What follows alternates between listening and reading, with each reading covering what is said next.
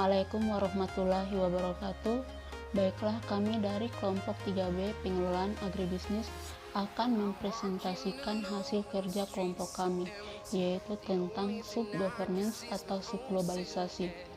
Baiklah, sebelum kami melanjutkan ke pembahasan materi, alangkah baiknya kami anggota dari kelompok 3B memperkenalkan diri terlebih dahulu. Assalamualaikum warahmatullahi wabarakatuh. Perkenalkan, saya Nabila Dwi Zahra, NIM 2025421243. Perkenalkan, nama saya Ikrar Medika, NIM 202542131044. Perkenalkan, nama saya Panji Anugrah, NIM 202542131046. Perkenalkan, nama saya Habib Arsid, NIM 202542131047. Perkenalkan, nama saya Atika Nur Idela, NIM 202542131048. Perkenalkan, saya Andreas Sitanggang dengan NIM 202542131049. Perkenalkan, saya Salma Wimansyah Fitri, NIM 202542131050. Perkenalkan, nama saya Taufik Akbar dengan NIM 202542131051. Perkenalkan, saya Dwi Tiara Putri, NIM 202542131052. Perkenalkan, nama saya Wadua Kasana Henry, NIM 202542131053. Perkenalkan, nama saya Faramila Amanda, BP 054. Perkenalkan, nama saya Marniati Jebua dengan NIM 202542131055. Perkenalkan, nama saya Pujitul Fatanah, NIM 202542131056. Perkenalkan, nama saya Martina Wiyai, NIM 202542141057. Perkenalkan, nama saya Susi Safira Sifra, NIM 202542141058. Perkenalan dari kami, selanjutnya pembahasan materi yang akan disampaikan oleh pemateri pertama. Kepada Saudara Habib, waktu dan layar saya persilahkan. Apa itu globalisasi? Globalisasi adalah proses integrasi internasional yang terjadi karena pertukaran pandangan, dunia, produk, pemikiran, dan aspek-aspek kebudayaan lainnya. Kemajuan infrastruktur, transportasi, dan telekomunikasi, termasuk kemunculan telegraf dan internet, merupakan faktor utama dalam globalisasi yang semakin mendorong saling ketergantungan atau interdependensi aktivitas ekonomi dan budaya. Meski sejumlah pihak menyatakan bahwa globalisasi berawal dari era modern, dan beberapa pakar lainnya melacak secara globalisasi sampai sebelum zaman penemuan Eropa dan pelayaran ke dunia baru. Ada pula pakar yang mencatat terjadinya globalisasi pada milenium ketiga sebelum Masehi, pada akhir abad ke-19 dan awal abad ke-20. Keterhubungan ekonomi dan budaya dunia berlangsung sangat cepat. Istilah globalisasi semakin sering digunakan sejak pertengahan tahun 1980-an dan lebih sering lagi sejak pertengahan 1990-an. Pada tahun 2000, Dana Moneter Internasional atau IMF mengidentifikasi 4 aspek dasar globalisasi: perdagangan dan transaksi, pergerakan modal dan investasi, migrasi dan perpindahan manusia, dan pembebasan ilmu pengetahuan.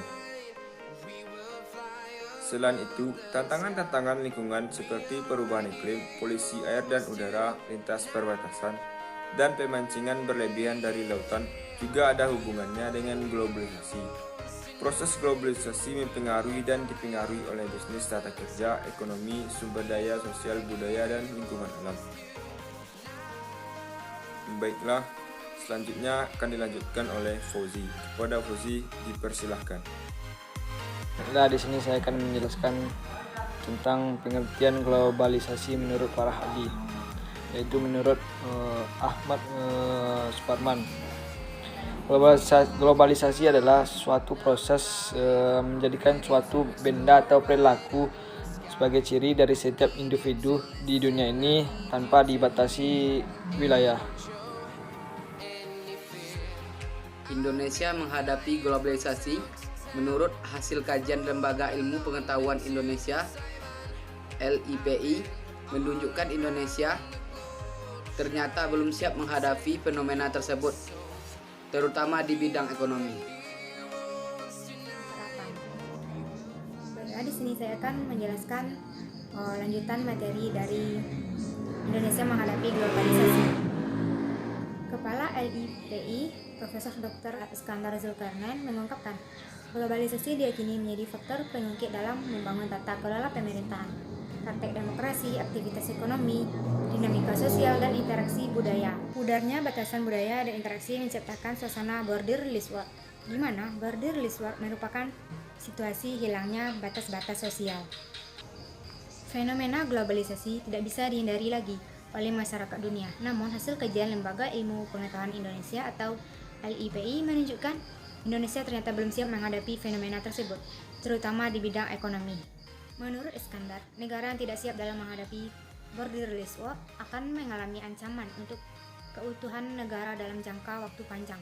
Dampak lain dari globalisasi adalah terbentuknya komunitas dan kelompok masyarakat dari berbagai kawasan dunia menjadi satu komunitas global.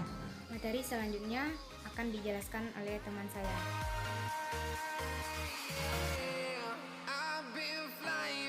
Adapun tantangan globalisasi.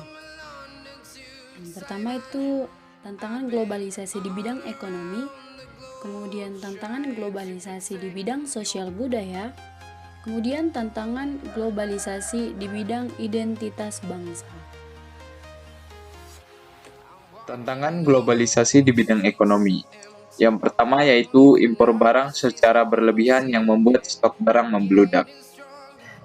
Sistem keuangan dunia sudah dikendalikan oleh 3 lembaga yang paling berkuasa saat ini, yaitu IMF, Bank Dunia, dan WTO. Mereka mengendalikan pasar dan modal global serta melindungi keuntungan maksimum negara donor dan pemilik modal.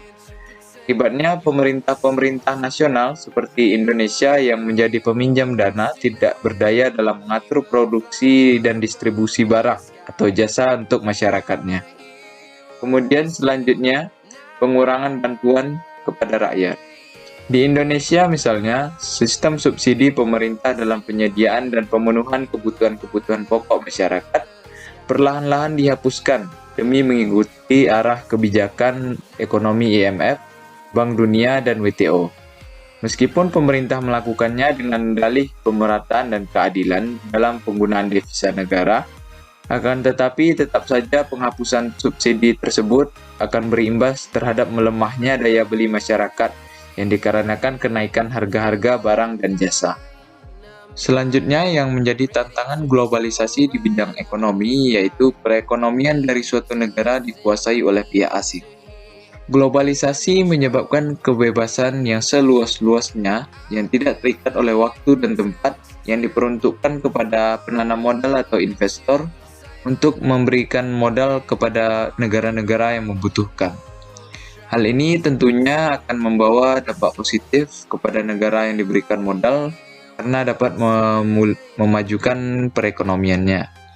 Akan tetapi hal ini dapat menjadi ancaman karena jika pihak-pihak luar menjadi pemegang saham mayoritas dalam perekonomian suatu negara, tentunya pihak-pihak asing tersebut akan dapat dengan mudah mendikte atau mengatur perekonomian negara yang diberikan modal. Selanjutnya, harga komoditi ekspor pasar dunia yang jatuh.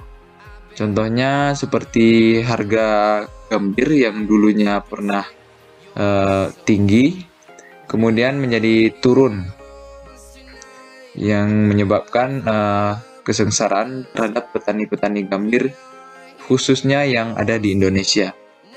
Kemudian kebijakan embargo yang terjadi pada negara-negara tujuan ekspor. Jadi kebijakan embargo ini contohnya kebijakan untuk membatasi transaksi ekspor impor terhadap negara-negara lain. Tentunya ini akan menyebabkan penurunan pendapatan negara melalui ekspor. Kemudian selanjutnya meningkatnya angka kemiskinan serta pengangguran. Globalisasi menyebabkan persaingan atau kompetisi antar tenaga kerja semakin luas karena tidak terikat oleh tempat. Hal ini menyebabkan tenaga kerja yang berada di Indonesia terutama menjadi kalah saing dengan tenaga kerja yang ada di luar negeri. Mengingat bahwa kompetensi tenaga kerja di negara lain jauh lebih baik dibandingkan tenaga kerja lokal dalam negeri. Baiklah, saya akan menjelaskan tentang tantangan globalisasi di bidang sosial budaya. Yang pertama, munculnya aksi-aksi kekerasan massa dan tindakan teror dari kelompok-kelompok radikal. Manuel Castells mengatakan bahwa munculnya aksi-aksi kekerasan massa dan tindakan teror dari kelompok-kelompok radikal yang berbasis ikatan primordial seperti etnisitas dan religiositas sebenarnya merupakan upaya resistansi dari mereka yang ada di dalam posisi terdevaluasi atau terstigmatisasi oleh logika dominasi keadaan tersebut. Keadaan tersebut di atas tidak terelakkan dalam masyarakat kita dan telah menjadi salah satu faktor penyebab utama terjadinya konflik sosial dan aksi-aksi kekerasan massa atas nama budaya dan agama. Ketika orang-orang mencari identitas dan menemukannya kembali pada etnisitas, maka permusuhan dan benturan-benturan antar peradaban menjadi bagian yang tak terpisahkan dari globalisasi. Inilah bahaya yang paling mengancam masyarakat global saat ini. Secara sosial dan kultural, masyarakat Indonesia sejatinya telah menjadi sebuah masyarakat majemuk sejak ia menyatakan dirinya menjadi sebuah negara bangsa. Yang kedua, kemajemukan budaya Indonesia. Kemajemukan budaya Indonesia sebenarnya bukanlah hal baru dalam sejarahnya, melainkan sebuah hakikat atau esensi yang inheren dengan keindonesiaannya sendiri. Kita bisa menemukan sebuah peradaban besar dunia di Indonesia. Sepanjang sejarahnya, peradaban tersebut tertandun dengan kebudayaan lokal dan membentuk kebudayaan nasional. Namun, demikian konflik global telah menjalar pada realitas masyarakat Indonesia, sehingga percikan-percikan konflik global tersebut terasa di masyarakat kita. Keadaan inilah yang mengancam nilai-nilai kebangsaan, kerukunan, dan toleransi. Saya akan melanjutkan presentasi dari teman saya, yaitu tentang globalisasi di bidang identitas bangsa. Berikut ini adalah tantangan identitas bangsa karena adanya globalisasi. Yang pertama itu lunturnya nilai-nilai luhur di dalam kehidupan berbangsa dan bernegara. Contohnya seperti pudarnya sikap kekeluargaan, gotong royong, membantu sesama, karena pengaruh globalisasi yang sangat besar. Selain itu, orang-orang lebih bersikap acuh tak acuh kepada sesama dan tidak peduli dengan keadaan sekitarnya. Yang kedua yaitu nilai-nilai yang terkandung di dalam Pancasila belum sepenuhnya digunakan sebagai acuan sikap dalam kehidupan sehari-hari. Contohnya, seperti mencontek saat ujian, membuang sampah tidak pada tempatnya, dan masih banyak lagi contoh yang lainnya. Yang ketiga yaitu memudarnya rasa nasionalisme dan patriotisme. Contohnya dari hal tersebut yaitu ketika seseorang lebih bangga menggunakan barang-barang dari luar daripada barang yang dihasilkan oleh bangsanya sendiri, lebih membanggakan budaya asing daripada budayanya sendiri, padahal banyak orang asing yang begitu bangga ketika memakai produk-produk budaya Indonesia, produk-produk buatan Indonesia dan kebudayaan-kebudayaan yang ada di Indonesia, sampai mereka rela mempelajari kebudayaan-kebudayaan yang ada tersebut. Mungkin sekian yang dapat saya sampaikan. Selanjutnya akan disampaikan oleh teman saya Ikram Medika. Ancaman globalisasi di berbagai bidang. Yang pertama yaitu ancaman globalisasi di bidang ekonomi. Yang kedua, ancaman globalisasi di bidang sosial dan budaya. Dan yang ketiga, ancaman di bidang identitas bangsa. Mungkin agar lebih jelasnya akan dijelaskan oleh teman saya yang mempresentasikan berikutnya. Sekian dari saya, terima kasih. Nah, yang pertama itu ancaman globalisasi di bidang ekonomi. Adapun ancaman-ancaman tersebut bisa kita lihat dari banyaknya pengurangan bantuan kepada rakyat yang berupa subsidi. Kemudian banyaknya impor barang yang masuk ke dalam negara kita dengan jumlah yang berlebihan sehingga dapat melengsarkan kesejahteraan bangsa. Kemudian perekonomian bangsa kita dikuasai oleh pihak asing sehingga meningkatnya angka kemiskinan serta pengangguran. Kemudian kebijakan embargo yang terjadi pada negara-negara tujuan ekspor. Harga komoditi ekspor pasar dunia semakin jatuh. Baiklah, saya akan melanjutkan pembahasan dari rekan saya sebelumnya, yaitu mengenai ancaman globalisasi di bidang sosial budaya. Ancaman globalisasi di bidang sosial budaya, yang pertama, lunturnya nilai budaya asli.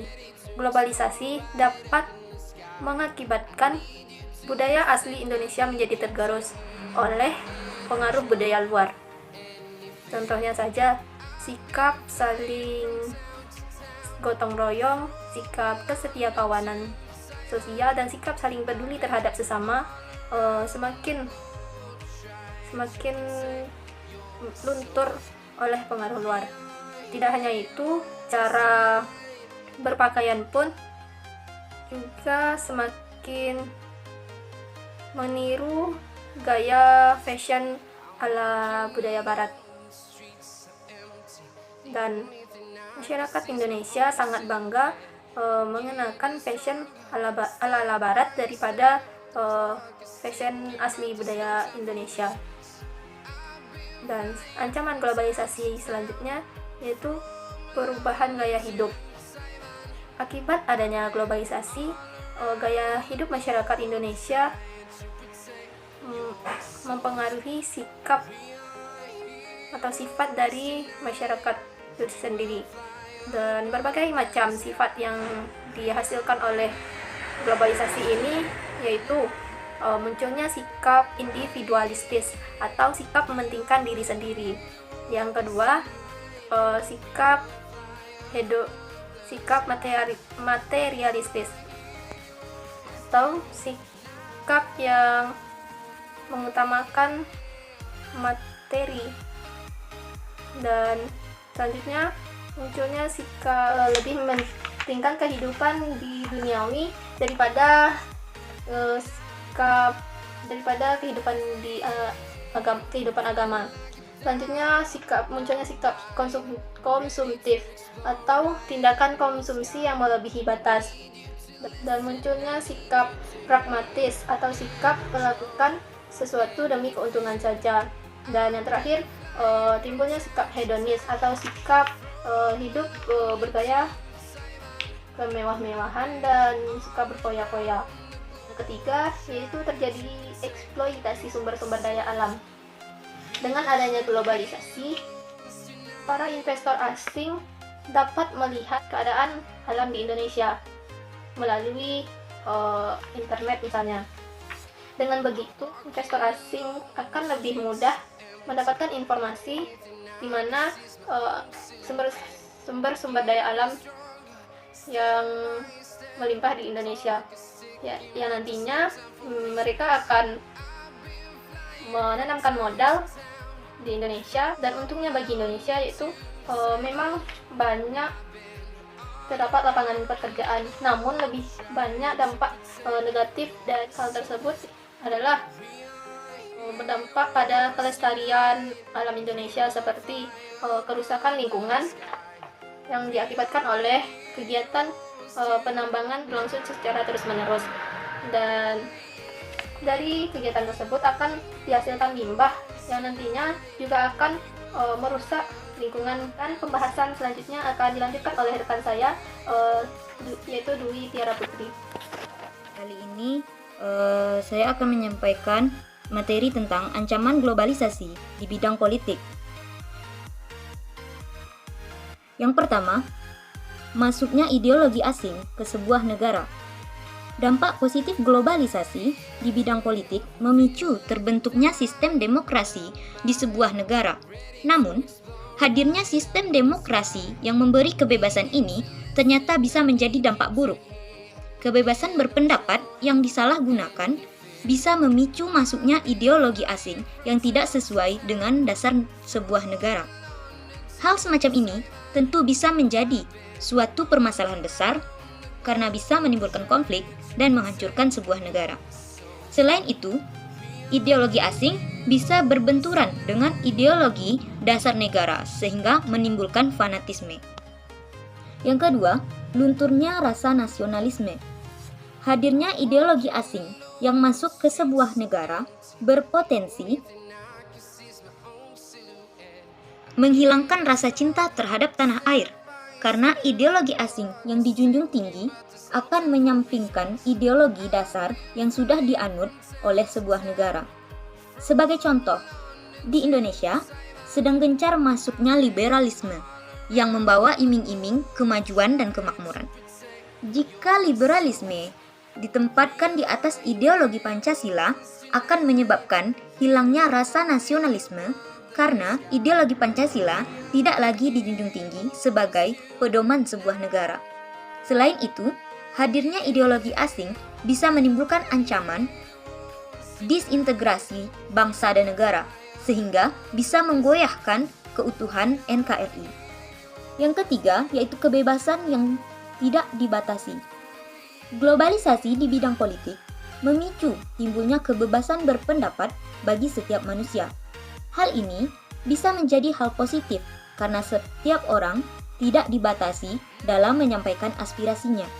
Namun, kebebasan yang berlebihan tentu akan berdampak negatif.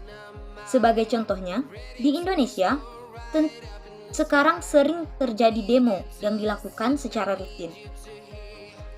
Demo yang berlebihan seperti ini tentu akan mengganggu kepentingan umum dan akan mengeluarkan biaya yang tidak sedikit bagi pemerintah untuk menanggulanginya.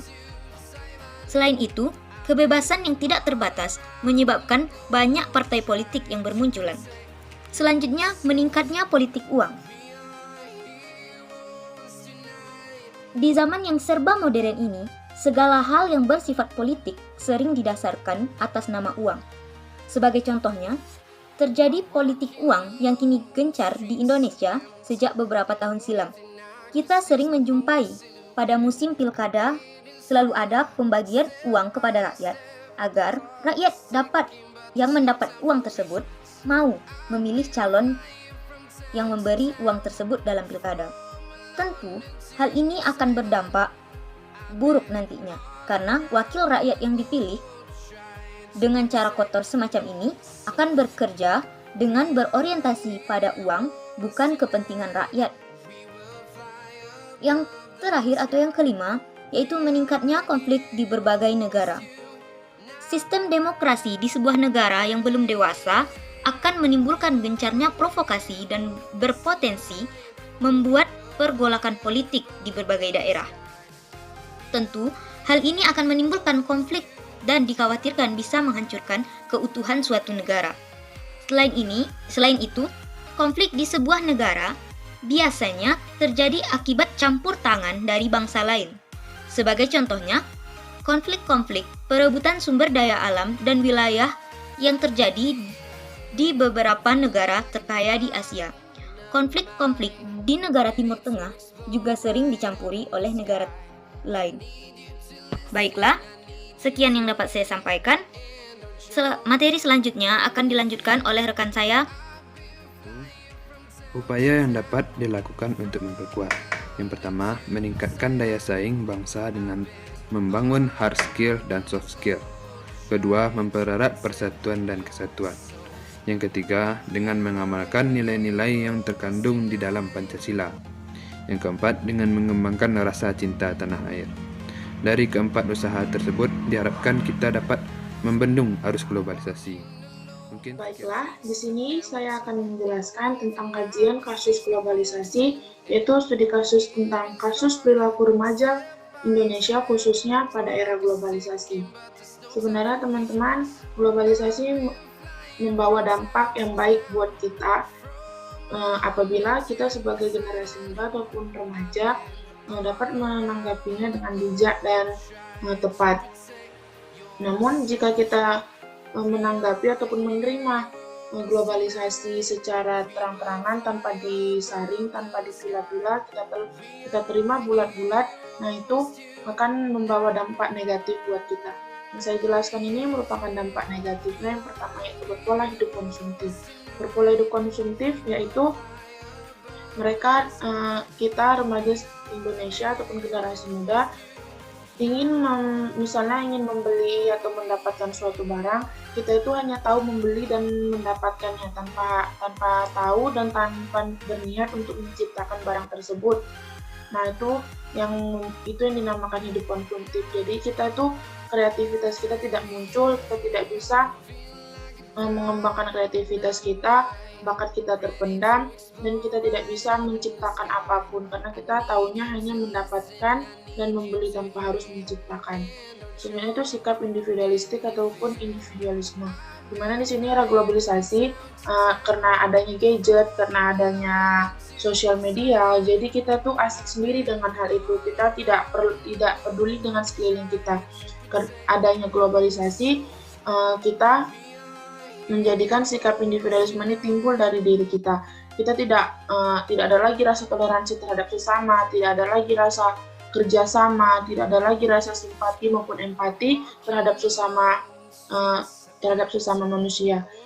Yang mana dijelaskan bahwasanya manusia adalah makhluk sosial dan harus hidup berdampingan karena perlunya interaksi sosial. Selanjutnya yaitu gaya hidup kebarat-baratan. Karena adanya globalisasi, kita mudah saja mengakses apapun yang ada di luar negara maupun di luar benua sekalipun. Jadi kita tuh bisa melihat gaya hidup orang barat itu bagaimana. Namun dari kita banyak yang mencontoh kehidupan gaya barat-barat itu yang tidak sesuai dengan norma ataupun etika negara kita. Misalnya di negara barat tuh biasa memakai rok mini ataupun bikini. Namun di Indonesia ataupun di negara kita itu merupakan hal yang tabu dan itu tidak dibenarkan oleh negara kita karena tidak sesuai dengan norma dan aturan yang ada di negara kita. Mungkin hanya ini saja dapat saya sampaikan. Saya kembalikan kepada moderator. Pembahasan materi dari kelompok kami. Selanjutnya saya persilahkan kepada Notulen untuk menyimpulkan materi yang telah disampaikan oleh para pemateri. Kepada Notulen, waktu dan layar saya persilahkan.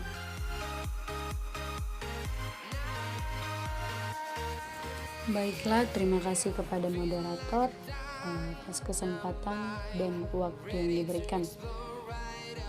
Adapun inti dari banyaknya penjelasan yang telah dipaparkan oleh teman-teman saya, itu yang dimana globalisasi, dimana keberadaan globalisasi itu terjadinya pertukaran pandangan dunia, pokok-pokok pemikiran dan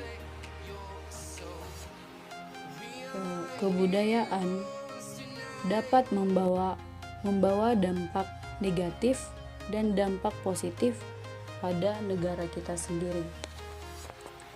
Dampak positifnya itu yaitu dapat berupa terjadinya perubahan tata nilai dan sikap, kemudian berkembangnya ilmu pengetahuan dan teknologi, kemudian tingkat kehidupan menjadi lebih baik. Di balik itu semua, globalisasi dapat menimbulkan dampak buruk apabila kita sebagai warga negara tidak dapat kita menerima semua pembawaan globalisasi tanpa menyaringnya terlebih dahulu.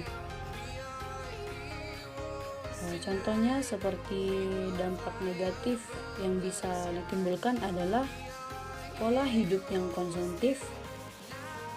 Pola hidup konsumtif ini yaitu banyaknya warga negara Indonesia yang lebih cenderung mengkonsumtif barang-barang yang berada di luar negeri daripada di dalam negeri itu sendiri. Jadi artinya warga negara lebih menyukai barang-barang yang berada di luar negeri dibandingkan menyukai barang yang berada di dalam negeri. Kemudian sikap yang individualistik, di mana setiap orang itu yang menerima perubahan globalisasi itu lebih mementingkan dirinya sendiri dibandingkan kepentingan bersama. Dengan adanya juga lagi globalisasi yang dimana kita ketahui bahwasanya adanya perkembangan teknologi yang semakin kian canggih, maka akan mempengaruhi gaya, mempengaruhi kebudayaan seseorang tersebut. Contohnya, banyaknya artis-artis di zaman sekarang, banyaknya selebritis di zaman sekarang dengan mengikuti gaya mereka, yaitu gaya hidup kebarat-baratan, dan kemudian terjadinya kesenjangan sosial. Jadi semua dampak negatif dan dampak positif itu dapat kita kendalikan apabila kita pandai dalam menyaring semua perubahan-perubahan yang terjadi di dunia kita. Sekian dan terima kasih, saya kembalikan kepada moderator. Cukup sekian presentasi dari kelompok kami. Jika ada salah dan janggal kami mohon maaf. Assalamualaikum warahmatullahi wabarakatuh.